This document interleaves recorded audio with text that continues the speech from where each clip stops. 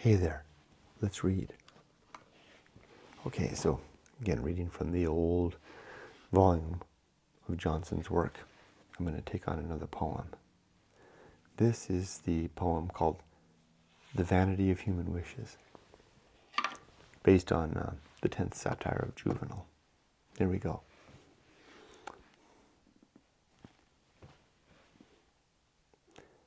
Now I'll go ahead and do like I did before. I'll read and then I'll comment. And this poem relates to the folly of our anticipations of life and our desires and our ambitions. Let observation with extensive view survey mankind from China to Peru.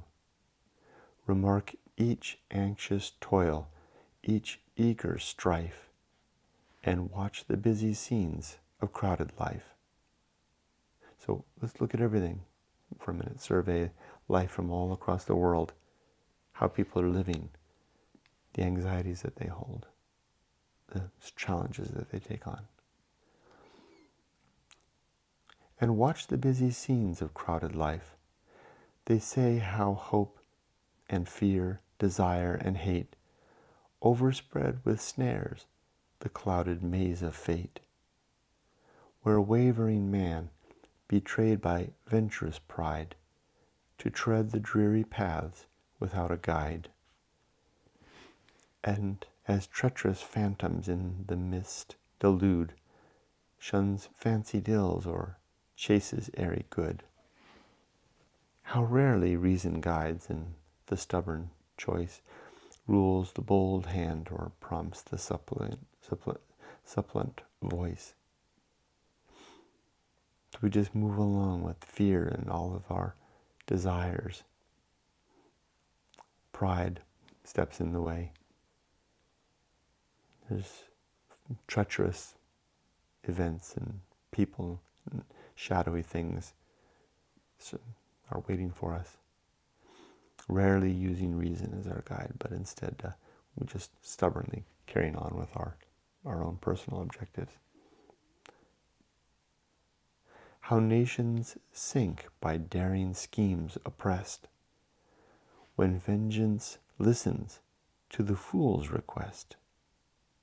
So, somebody wants, to get back, and they get their way, and the whole nation suffers. Somebody in power does this. Fate wings with every wish the afflictive dart. Each gift of nature and each grace of art. With fatal heat, impetuous courage glows. With fatal sweetness, elocution flows. Impeachment stops the speaker's powerful breath, and restless fire precipitates on death. So, someone with power or eloquence,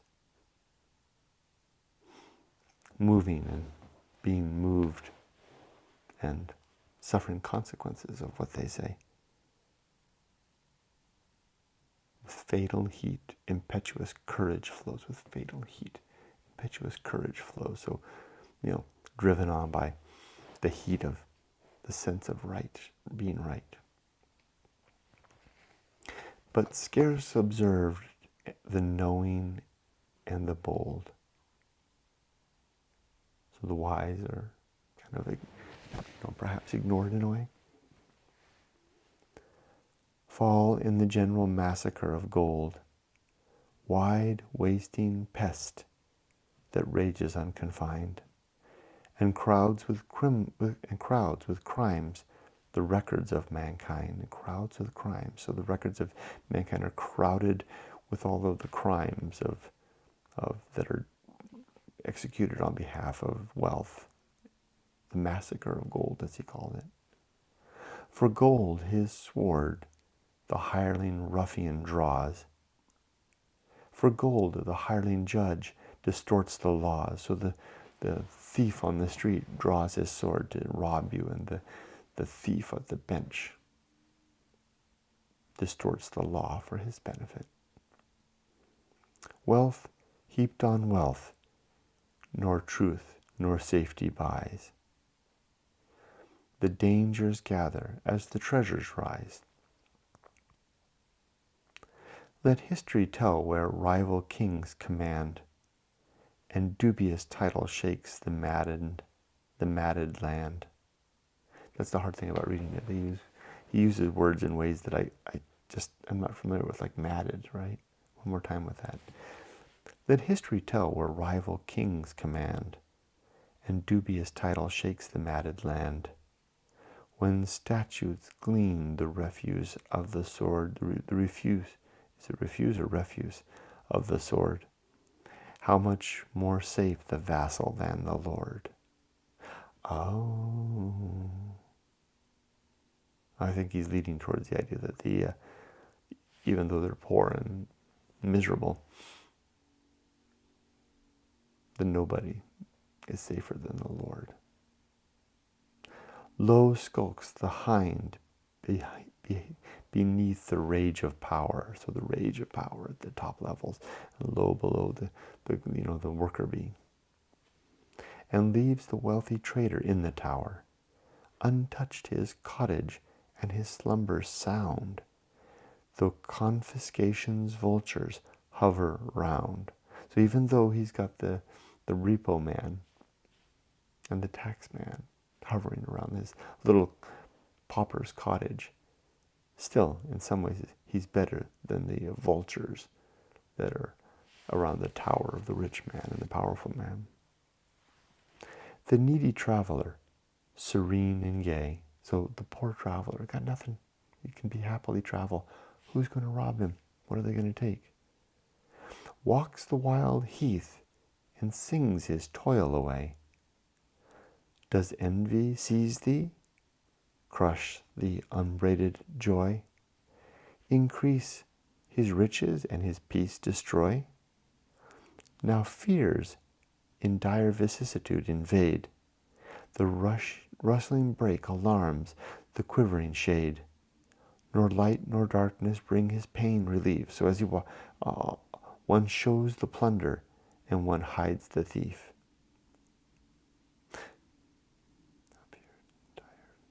Now fears in dire vicissitude.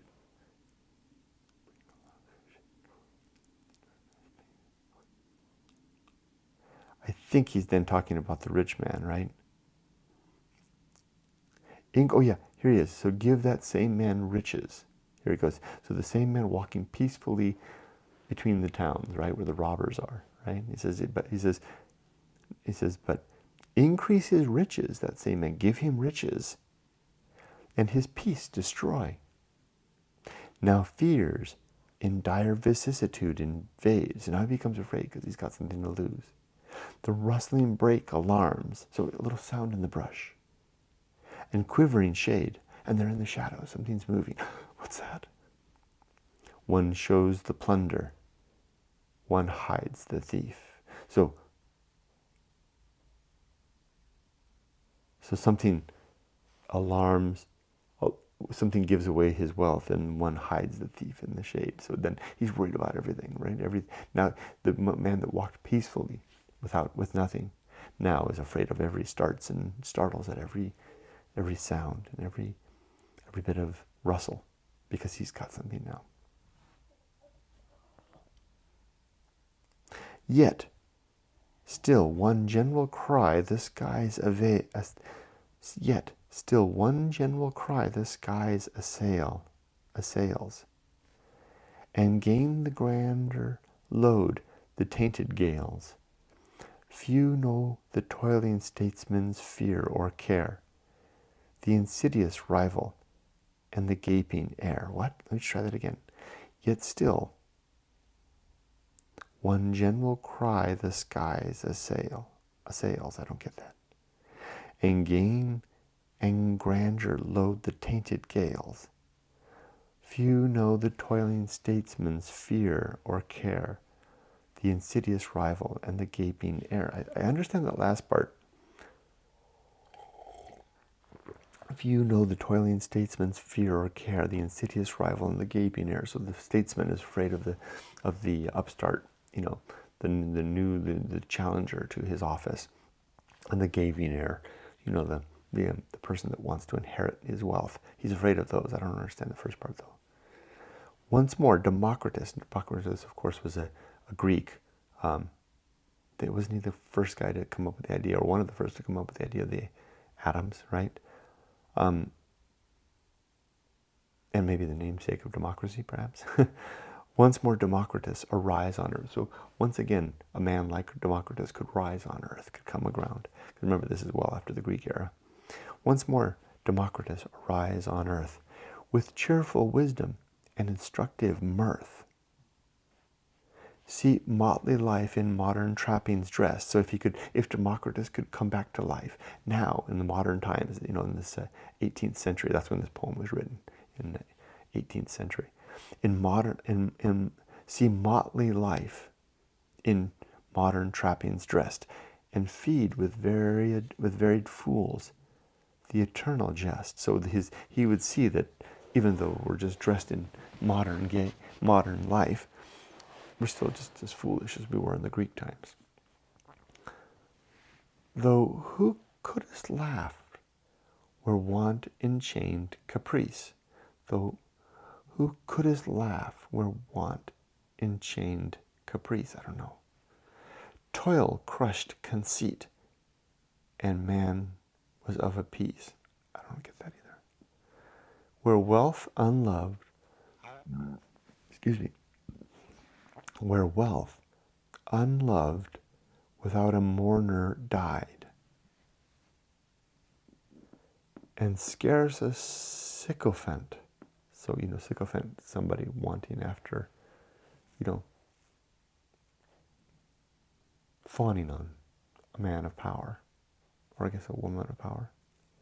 And scarce a sycophant was fed by pride, where never was known the form of mock debate, or seen a new-made mayor's unwieldy state, where change of favorites made no change of laws. I don't understand this. And senates heard before they judged a cause. How wouldest thou shake at Britain's modish tribe? I don't know what modish means. Let's try this part again.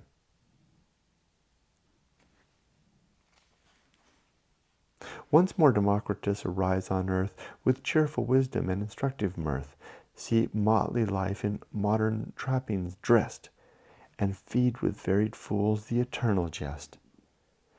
Thou who couldst laugh where want enchained caprice, toil crushed conceit, and man was of a piece.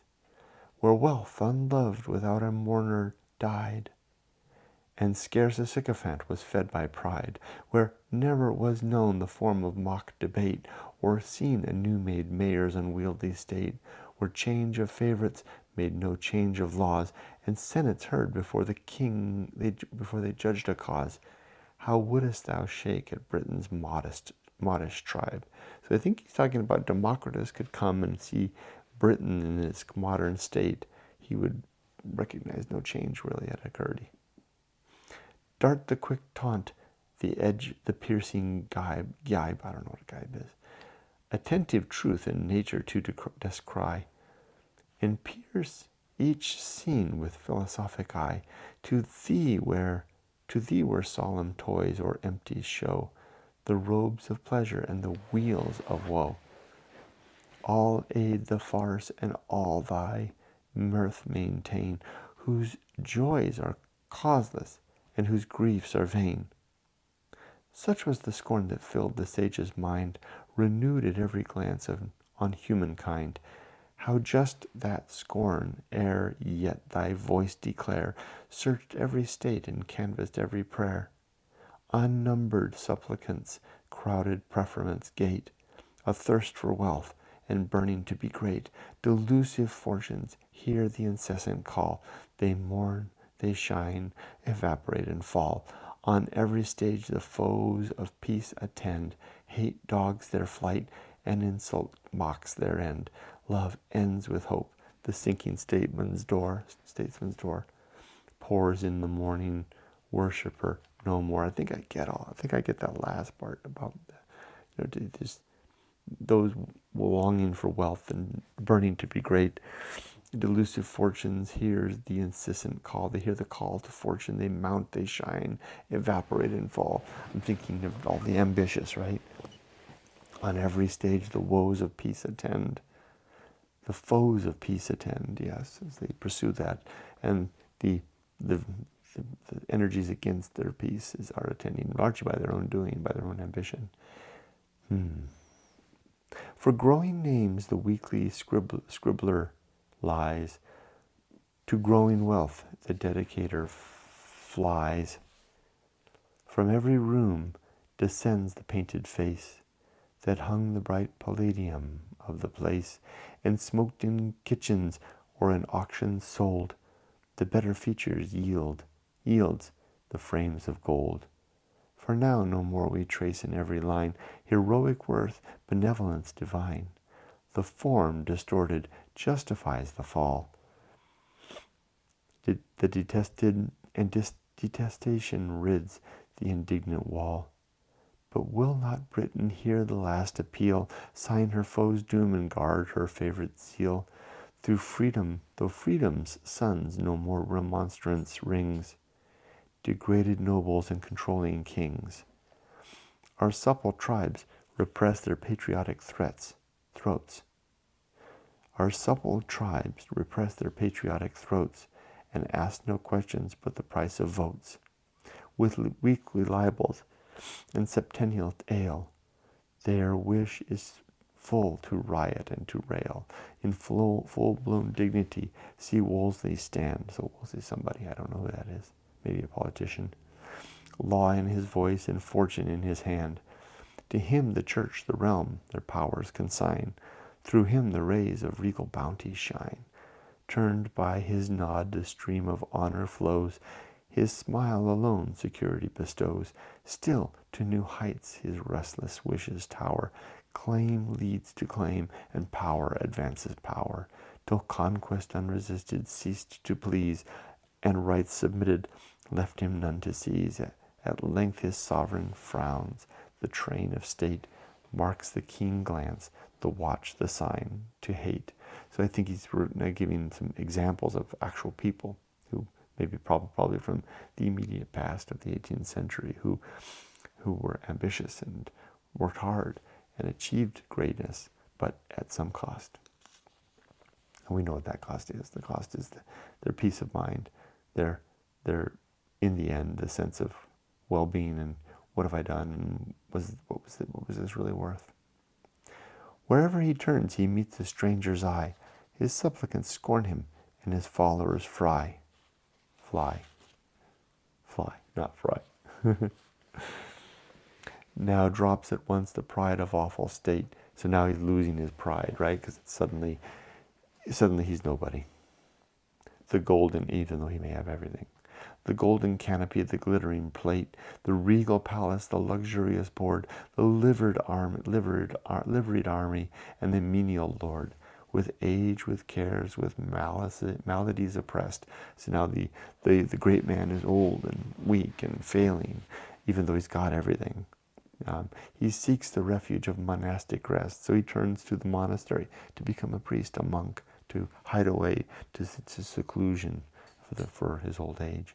Grief aids disease, remembered folly stings, and his last sighs reproach the faith of kings. Speak thou those thoughts at humble peace, repine. Shall Wolsey's wealth with Wolsey's end be thine? So will you suffer the same fate as Wolsey through your ambition and energies and efforts of youth, and wind up just the same, old, weak, in pains, and creeping away to the sequester of the monk's cell, to die in obscurity and perhaps scorned by those to whom you threw under the bus over the course of your life for the success that you achieved. Now, I don't think this is a wholesale criticism of success, right? There's lots of people that seem to achieve success and wealth without going down this route, but I think he's pointing out that it's a risky route, that a lot of people do sell themselves seemingly for their success. Or livest thou now with safer pride contest, the wise as justice on the banks of Trent. Isn't Trent a river? For why did Wolsey, near the steeps of fate, on weak foundation raise the enormous weight? But why to sink beneath misfortune's blow, with louder ruin to the gulfs below? What gave great Villers, another person, another anecdote. What gave great Villers to the assassin's knife, so someone assassinated, and fixed disease on Harley's closing life, Harley, somebody else?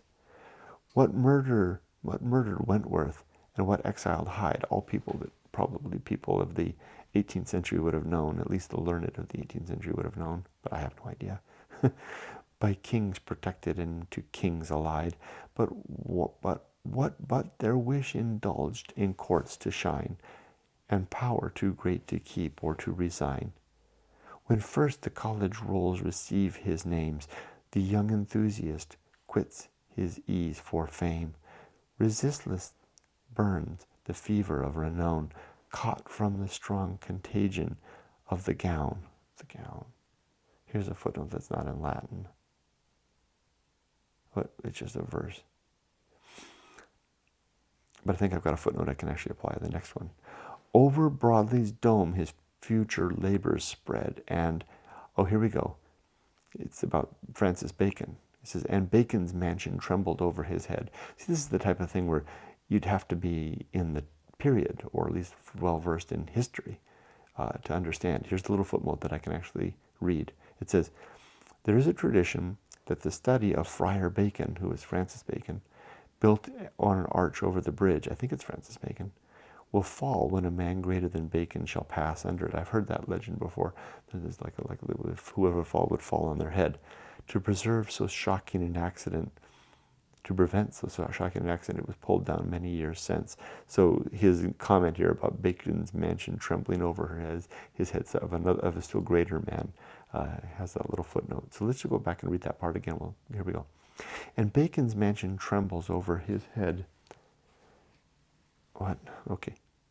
When first the college rolls receive his name, the young enthusiast quits his ease and, oh, I get it. So when the young man first enters college, so he's a man of ease before he enters college. He's easy-mannered, he's enjoying life, he's having fun, but as soon as his name is written in the register, as I know that happened to Johnson when he went to Oxford, and his name was written in the register, and everything changed. He says, so when first the college rolls receive his name, the young enthusiast quits his ease for fame. So the young man begins his quest for fame. Caught from the strong contagion of the gown, so the gown, the college, the Don's gown, the college gown and the hat. O'er Bodley's dome his future labors spread, whatever that is, and Bacon's mansion trembles over his head. So he's imagining, am I going to be the one that's going to cause Francis Bacon's or Friar Bacon's that thing to fall? Am I the greater man? So the young man, as soon as he enters college, is relieved of his peace of mind, as he begins to awaken to the idea of, I too can be a great man in politics or business or arts or whatever, or rhetoric. And his peace then is compromised, according to Johnson and according to Juvenal, 1800 years prior in Rome, with his 10th satire. Are these thy views? Proceed, illustrious youth, and virtue guard thee to the throne of truth. Is this what you think? Proceed, young man. Off you go to the throne of truth, capital T. Yet should thy soul indulge the generous heat, till captive science yields her last retreat, should reason guide thee with her brightest ray, and pour on misty doubt restless day. Here's typical, he's personifying or making these into things like doubt and truth and science with capital letters. Should no false kindness lure to loose delight, nor praise relax, nor difficulty fright, should tempting novelty thy cell refrain, and sloth effuse her opiate fumes in vain, should beauty blunt on fops or fatal dart, nor claim the triumph of a lettered heart, should no disease, all the things that will come in the young man's life as he grows through. And of course, he's speaking of young men because this is the 18th century. Women are not really in this forum of college and of university and business and etc. So that spotlight is on the young man, namely the young man of privilege, right? Once more, we'll go back. So the young man's enter college, he wakes up, he realizes, I can be a great man too. And now Johnson's saying, proceed, illustrious youth. Let's read it again. And virtue guard thee to the throne of truth. Yet should thy soul indulge the generous heat, till captive science yields her last retreat? Should reason guide thee with her brightest ray, and pour on misty doubt resistless day? Should no false kindness lure to loose delight, nor praise relax, nor difficulty fright? Should tempting novelty thy cell refrain, and sloth effuse her opiate fumes in vain? Should beauty blunt on fops her fatal darts? Fops are someone who, dandy, dressed really nicely, guys who are more focused on their appearance than anything else. Nor claim the triumph of a lettered heart. Should no disease thy torpid veins invade, nor melancholy phantoms haunt thy shade? Melancholy phantoms. Johnson was a man just besieged throughout his life with depression. Yet, so I imagine him as a young man in college being down. Yet hope, not life, from grief or danger free, nor think the doom of man reversed for thee. So do you think that all these things you're going to be the exception, that you're going to be the one, the train of life's going to go, and even the doom of man reversed for thee? You think you're going to be the exception to the apparent consequence of life, the apparent facts of life, especially those that choose the path of ambition, the doom that comes. Dying on the passing world to turn thine eyes, and pause a while from letters to be wise. So stop just a minute. Just look around you. Pause from your lettered studies and look at the men before you. Look at your own father. And pause from letters to be wise. There mark what ills the scholar's life assail. Toil.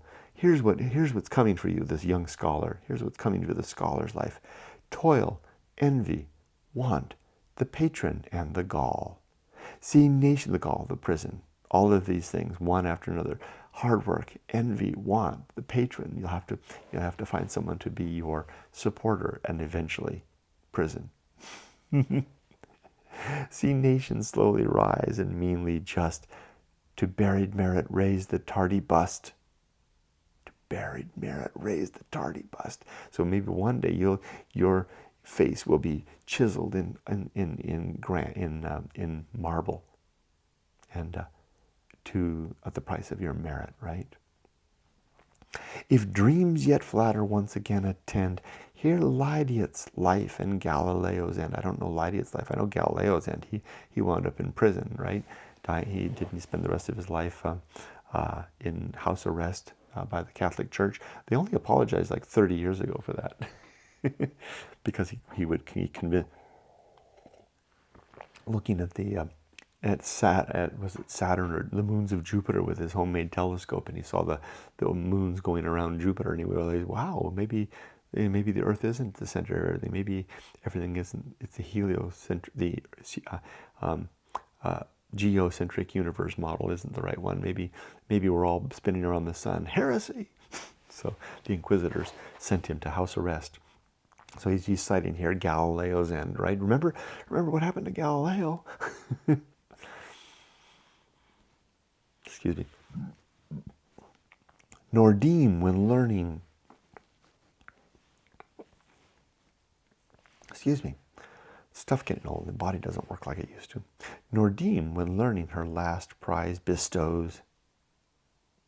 So when you get to the end of your academic years, your last prize, nor deem when learning her last prize bestows the glittering eminence exempt from woes. So even when you've finished your education and you become a master or a doctor of laws, and you take your tassel to the other side, you're not going to be exempt from woes.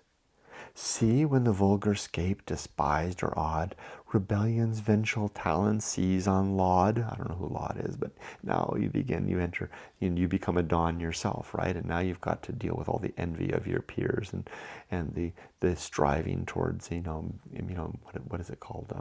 Tenure, and also the struggles of perish or publish or perish and all that. From meaner minds, from meaner meaning not meaner like angrier, but smaller minds, he means. From meaner minds, through smaller finds contend. So you'll have others amongst your peers who may not be your equals, who will be out to get you, right? Because they'll see your aptitudes and your skills, and they'll be trying to pull you down. From meaner, that's what he means by meaner minds. From meaner minds, though smaller finds contend, the plundered palace or sequestered rent, marked out by dangerous parts, he meeks the shock, and fatal learning leads him to the block. The head chopper's block. Around his tomb let art and genius weep, but hear his death, ye blockheads, hear and sleep. The festal blazes, the triumphal show, the ravished standard and the captive foe. The Senate thanks the gazetter's pompous tale, with force resistless over the brave prevail. Such bribes the rapid Greek o'er Asia whirled, for such the steady Romans shook the world, for such in distant lands the Britons shine. So like the empire of Rome, so too the empire of Britain.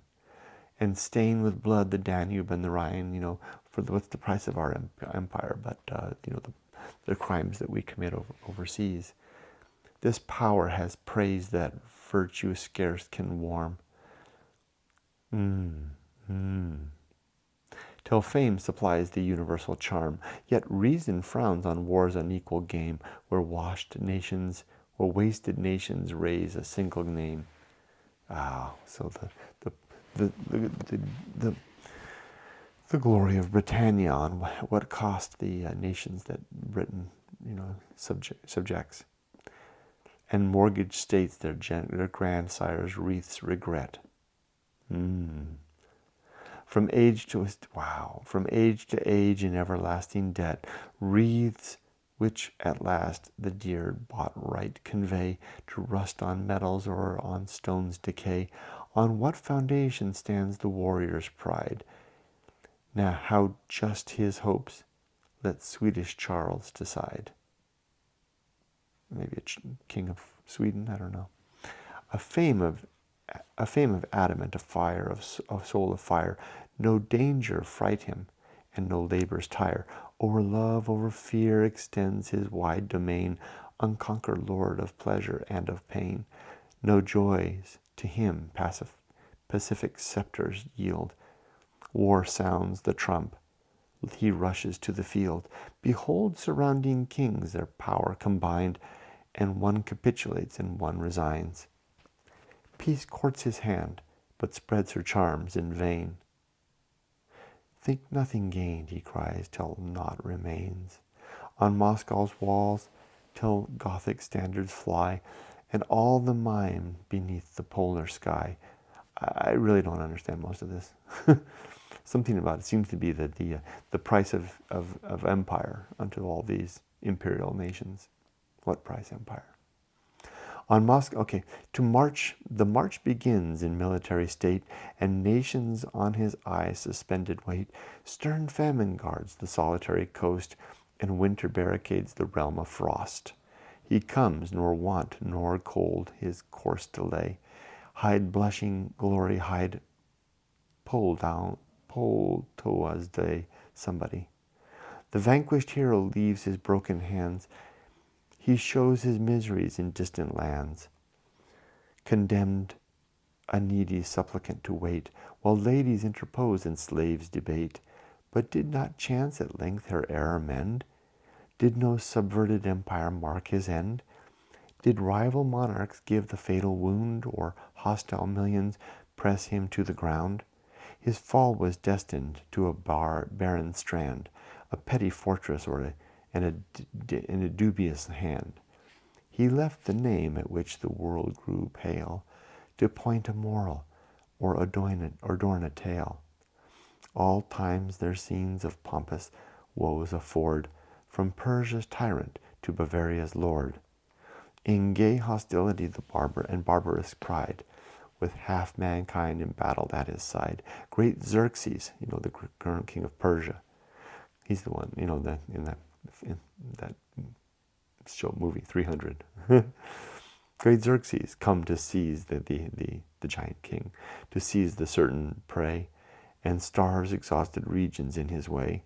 Attendant flattery counts his myriads over, till counted myriads soothe his pride no more. Fresh praise is tried till madness frees his mind. The waves he lashes, and enchains the wind. Wasn't it Xerxes who had the sea whipped because he was unhappy with the way the weather was working out for his fleet? Now powers are claimed, new powers are claimed, new powers are still bestowed. I think all of this was one thing, this is long, maybe it's still going on, about the price of empire. Again, the powerful man, the vain man, the rich man's strivings to what end in the end. Till rude resistance lopes the spreading God, the daring Greeks deride the martial show, and heap their valleys with the gaudy foe. The insulted sea with humbler thoughts he gains, a single skiff to speed his flight remains. The encumbered oar scarce leaves the dreaded coast, through purple billows and a floating host. The bold Bavarian in a luckless hour tries the dread summits of Caesarian power, with unexpected legions burst away, and sees defenseless realms receive his sway. Short sway, fair Austria spreads her mournful charms. Again, just continuing on, this is just one parade after another of, I think he might be talking about Hannibal here, and also about, again, more about Xerxes. The queen, the beauty, sets the world in arms. Cleopatra, maybe? From hill to hill, the beacon's rousing blaze spreads wide the hope of plunder and of praise. The fierce Croatian and the wild hussar, I think it's the Germanic tribes up there, the hussars, maybe. Or maybe those are Russians. Yeah, I think that's a Russian group. With all the sons of ravage will crowd the war. The baffled prince, in honor's flattering bloom, of hasty greatness finds the fatal doom. His foes' derision and his subjects' blame, and steals to death from anguish and from fame. I expect that if we were a man of the 18th century who had attended Eton College, perhaps as a youth, and then gone on to Oxford or Cambridge in our adult years, and had had a classical education, including in Greek and Latin, and then all of this would make perfect sense. But since I know that you had that type of background, this is Greek to me. I get the general idea, but I don't get the reference. He's talking about people, places, and historical references that are just unfamiliar to me, but I get the tone and tenor of the thing, which is ambition, striving, grandeur, wealth, fame, capital achievements. Again, at what price?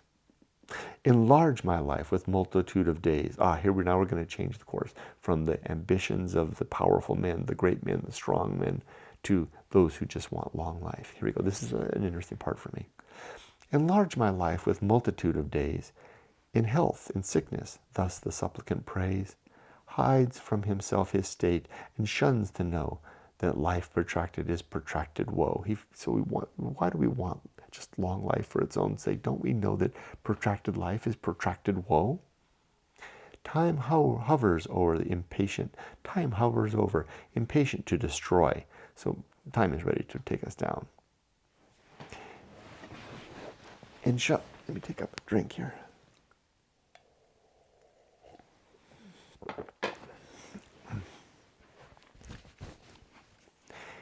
Time hovers over, impatient to destroy. Time hovers over, impatient to destroy, and shuts up all the passages of joy. So our ability to enjoy life begins to diminish as we get old.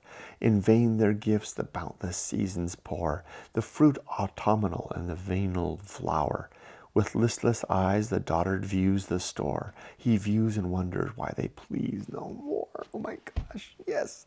I'm thinking of, you just, after a while, you're just, you're looking at all you've acquired and attained, and like, used to be such delight in collecting all this stuff, and it doesn't mean so much, but now you're stuck, right? Now, because you've chosen your path. I'm thinking of also of all the old people, the friends of mine at the dog park who I meet, who are just, the pleasures of life are, they do enjoy life, and in some ways their enjoyment is more sweeter, but it's also more rarefied, right? The commonplace things don't give them. They're more pleased with the fronting the facts of life, fronting the essentials, typically with one another. It's why they have the 55 plus communities, right? Can't be bothered with the nonsense of the young. I think we continue now in the same vein. Now pale the tasteless meats. Now pale the tasteless meats and joyless wines. So there's delicious meats in the wines. They don't taste so good anymore. Excuse me. And luxury with sighs her slave resigns. Approach ye minstrels, try the soothing strain, diffuse the tuneful lentitives of pain. So even, approach, the musicians, yeah, go on, yeah, but it doesn't mean anything to me anymore. No sounds, alas, would touch the impervious here, though dancing mountains witnessed Orpheus near. So I think Orpheus is a god. Nor lute nor lyre his feeble powers attend, nor sweeter music of a virtuous friend, but everlasting dictates crowd his tongue, perversely grave or positively wrong. The old man or woman going on and on with their stories and their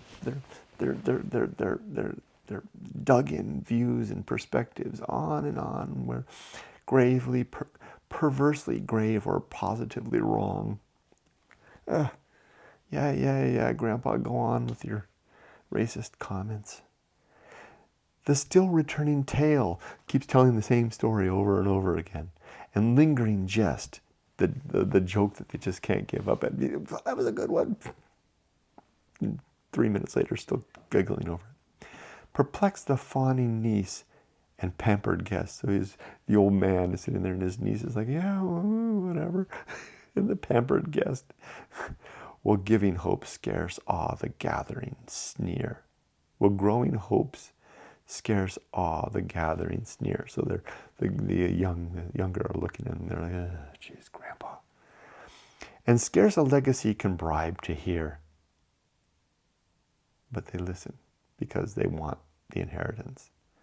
The watchful guests still hint the last offense, the daughter's petulance, the son's expense. Improve his heady rage with treacherous skill, and mold his passions till they make his will. Unnumbered maladies his joints invade, lay siege to life and press the dire blockade. But extinguished avarice still remains, and dreaded losses aggravate his pains. He turns with anxious heart and crippled hands his bonds of debt and mortgages of land.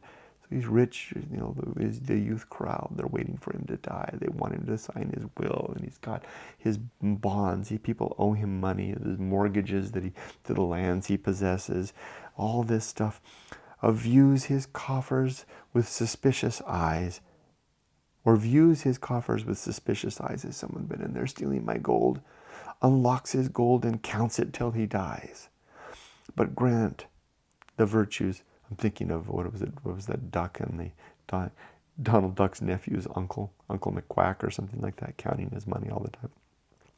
But grant, or Ebenezer Scrooge, more or less, right? Perfect. But grant the virtues of a temperate, but grant the virtues of a temperate prime. So now I think we're switching gears, maybe. But grant the virtues of a temperate prime, blessed with an age exempt. Yeah, here we go. So blessed. So now let's turn now from the rich man who's acquired all of this and now is in old age, it reeked with aches and pains and racked with a life that had one purpose only, which was security and safety and wealth and etc. And now is his younger family are waiting for him to die. Well, he's lost his keen and critical senses, and now is just a pale shadow of himself, nothing more. Now, contrast that with, now this is kind of like gardens. This might be, what do they call it? Roses, the rosed garden, right? I mean, so sometimes it's possible to, I mean, poverty is poverty. It's awful, but I mean, there's a sense that we have sometimes. This is just me speaking to, and there's a term for it. Roses on the garden gate or something like that, where we can think we can idealize this simple life. I do that myself. I'm idealizing the simple life in the countryside of Japan at this time. So this might be a little bit of Johnson doing that, but let's see. But grant the virtues of a temperate prime. So the virtues of a prime that is, he sees it less as poverty-stricken, but as, resisted, tempered. An age that melts in an age that melts in unperceived decay, so gradually just fading away, and glides in modest innocence away. I like that. But grant the virtues of the temperate prime, blessed with an age exempt from scorn or crime, an age that melts in unperceived decay, and glides in modest innocence away, whose peaceful day benevolence endears, whose night congratulating conscious cheers, so feeling good and comfortable and just kind of fading away and sleeping well. The general favorite of the general friend, such age there is and shall wish and its end. Such age there is, and who shall wish its end? Who's going to wish that end? They're just a simple grandma and grandpa sitting there, on their chair. They're, let them, we're going to miss them when they're gone. And yet even on this, her load. Okay, so sorry, I should have known better than to second guess Johnson. He's going to bring reality to bear upon their shoulders too. And even on this her load misfortune flings, to press the weary minute's flagging wings. New sorrow rises as the day returns. A sister sickens or a daughter mourns. Now kindred merit fills the sable bier. Now lacerated friendship claims a tear. Year chases year. Decay pursues decay. Still drops some joy with withering life away. New forms arise and differing views engage. Superfluous lags and veteran on the stage. Superfluous lags the veteran on the stage, till plying nature signs the last release and bids affliction worth retire to peace. But few there are whom hours like these await, who set unclouded in the gulfs of fate. From Lydia's monarch should the search descend, by sullen caution to regard his end. Again, people. In life's last scene, what prodigies surprise, fears of the brave and follies of the wise. From Marlborough's eyes the streams of dotage flow. He references Marlborough several times in his poems. So yeah, even though these people did simple life, think of grandma and grandpa that just did their time, did their work, retired in peace and poverty perhaps, but even them, that's going to come. But still, I think he's still idealizing this in a way. And swift expires a driveler, I don't know what that is, and a show. The teeming mother anxious for her race. Yeah, so now we've changed pieces. We went from the rich man's end to the humble man's end. Now let's talk about the mother who bears a child and wants that child to be beautiful, and maybe there's consequences to that. The teeming mother, anxious for her race, her children race, begs for each birth the fortune of a face, yet vain could tell what ills from beauty spring, and sadly cursed the form that pleased a king. So maybe you don't want such a beautiful child, especially a daughter whose face might attract the eye of the king. Yet nymphs of rosy lips and radiant eyes, whom pleasure keeps too busy to be wise. So they're too busy, also who will be too busy fawning over themselves to work on their mind. By day the frolic and the dance by night, who frown, they're too busy just having fun, who frown with vanity, who smile with heart, and ask the latent fashion of the heart. So just, so hung up in themselves and their own beauty as to neglect the other things of life. What cares what rules your heedless charms shall save? Each nymph your rival, and each youth your slave. So each other beauty, every beautiful woman, your young woman, your rival, and each young man your slave. Against your fame with fondness hate combines, the rival betters and the lover mimes. With distant voice neglected virtue calls, less heard and less the faint remonstrance fails. Tired with contempt, she quits the slippery rein. So what happens to this beautiful young woman after a while, right? And pride and prejudice take her seat in vain, in crowd at once where none the past defend, the harmless freedom in the private friend, the guardians yield by force superior plied to interest, prudence, and to flattery, pride. Here beauty falls betrayed, despised, distressed, and hissing infamy proclaims the rest. So we all know what end might result in the once beautiful middle-aged woman who finds herself no longer with the beauty, no longer the center of the attention, and without the benefit of what she might have gained through youthful education and focus on something other than herself. So again, he's cautioning against this, right? Watch out, mothers, to want your children to be beautiful. Where then, and of course he's doing it in such a way, this is the 18th century, he's referring to mostly to women. Where then shall hope and fear their objects find? Must dull suspense corrupt the stagnant mind? Must helpless man in ignorance sedate roll darkling down the torrent of his fate? So now the thing about ignorance here, must no dislike alarm, no wishes rise, no cries invoke the mercies of the skies? Inquirers cease, petitions yet remain, which heaven may hear, nor deem religion vain. Still raise for good the supplicating voice, but leave to heaven the measure and the choice. Safe in his power, whose eye discerning afar the secret ambush of a specious prayer, implore his aid, in his decisions rest, secure whatever he gives the best. Yet when the sense of sacred presence fires, and strong devotion to the skies aspires, I'm a little lost on this one. Must dispose sort of mind, must helpless man in ignorance sedate, roll darkening down the torrents of his fate. I'm not quite getting this. But we're done. This happened to me the first time I read. This is the second time to read it. I couldn't get it. We're at the end. Pour forth thy fervors for a healthful mind, obedient passions and a will resigned, for love which scarce collective man can fill, for patience sovereign over transmuted ill, for faith that panting for a happier seat counts death kind nature's signal of retreat. These goods for man the laws of heaven ordained, these goods he grants, who grants the power to gain. With these celestial wisdom calms the mind, and makes the happiness she does not find. That's the end. Let's go back and read that bit again. I want to understand this, and I don't understand it. Here we go again, this last part. I think, so we talked about all the different stages, all the different things. You know, the want of the powerful man's, you know, in the senator, the CEO, etc. All of the glory that they get and the cost of that glory. Then we talk about the ambitious young man in college, you know, and how enrolling in the college changes his circumstance from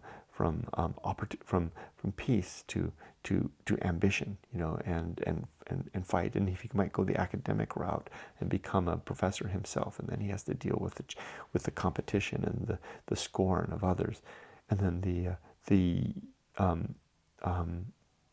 and then the wealthy man, you know, gathering up his riches, and then finding he doesn't have peace later in life, and is in fact you know, tormented by his own family who are just waiting for him to die so that they can have his riches. And then the beautiful young woman, I guess it could be for a man too, who focuses on their beauty at the cost of their own education and their own experience, and come under the eye of the king or a powerful man who will exploit them and use them, and then who might be left with nothing when their beauty fades. And then this last bit that I don't understand. Let's read it again. Let's try to understand it. I think I've almost got the poem. Must dull suspense, here we go. Must dull suspense corrupt the stagnant mind? Must dull suspense corrupt the stagnant mind? So the stagnant mind, a mind that's maybe uneducated, maybe uninterested, unprovoked, must dull suspense. Let me go back up a sentence. When then shall hope and fear their objects find? When then shall hope and fear their objects find? So hope and fear, capitalized here, have some object. Must dull suspense corrupt the stagnant mind? So will hope and fear find their mark in the stagnant mind? Must helpless man in ignorance sedate roll darkling down the torrent of his fate? So an ignorant man, a helpless man, must no dislike alarm, no wishes rise, no cries invoke the mercies of the skies? Inquirer cease, petitions yet remain, which heaven may hear, nor deem religion vain. Still raise for good their supplicating voice, but leave in heaven the measure and the choice. Safe in his power, whose eyes discern afar the secret ambush of the space of the specious prayer. Something about just those that just give in and just accept the settled life, accept the status quo. Is that what he's talking about here? Just not the resistless, the willless, the accepting of whatever religion or creed is offered, versus the man and just follows down that path like flowing down the river without obstruction, versus the man or woman who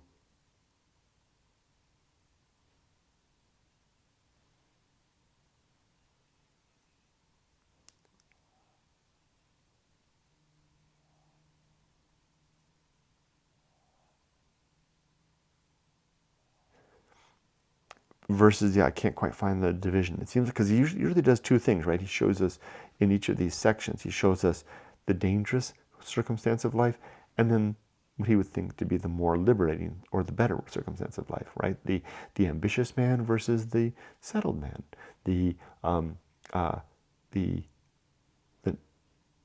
ambitious student versus the non-ambitious student, the vainglory woman the versus the not so woman, the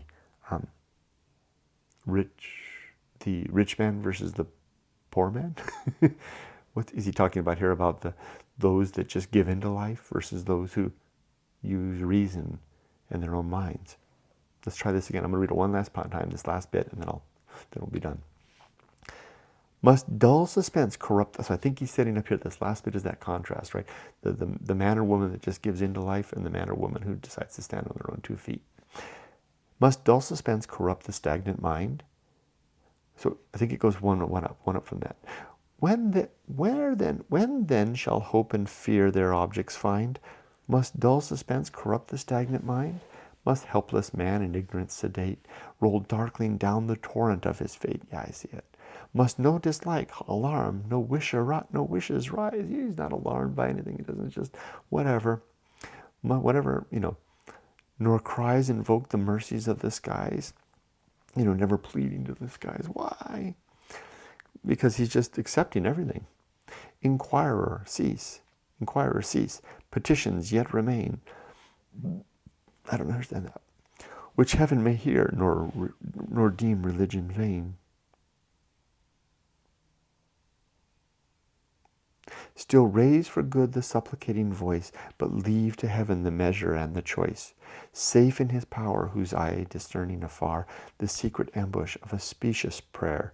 Implore his aid, in his decisions rest. Secure whatever he gives the best. Yet when this sense of sacred presence fires, sacred presence, God maybe, and strong devotion to the skies aspires, pour forth the fervor for the healthful mind. Remember, Johnson was a very pious man. Obedient passions and a will resigned, for love which scarce collective man can fill, for patience sovereign over transmuted will, for faith that panting of a happier seat counts death, kind nature's signal of retreat. These goods for man the laws of heaven ordained, these goods he grants who grants the power to gain. With thee celestial wisdom calms the mind, and makes the happiness she does not find. I think I got it. Ah, the smell of 200 years. Is that weird? Damn it, I closed the book again without putting my place mark in. Now I don't know where I left off, because every time I have to open the book and search for it. I think I get it. So right, that last bit. So that's, again, just a recap. So this is the contrast, again, from Juvenal's 10th satire, doing the same thing. Johnson here is trying to replicate that, but in a more modern context of the 18th century, namely I think the 1740s or so. And he's saying, here, the powerful man, the cost of the powerful man's objectives, the cost of the beautiful woman's objectives, the cost of the rich man's ambitions, the cost of the academic's life, and the cost of the person who just gives in to the status quo, versus the peace that would come of not doing those things, not giving into the worldly. I think this is where it comes back to his religion, right? Not giving into the accolades of the world, the things that the world demands of you, which is success and wealth and acclaim and beauty and riches. Instead, just to be more content with the wisdom that can come of seeking after God's way, perhaps. I think that's what Johnson would say. Probably heeding God's example, Christ's example, and his words. Now for me, for somebody like me, I would say then heeding reason and common sense, of being objective and listening to my own experience, and being mindful and heedful of the experience of others to the degree that we can learn from the wisdom of others. What a wonderful poem. What a wonderful poem. I really enjoyed that. And thank you for joining me for this. Take care, and be safe but not too safe.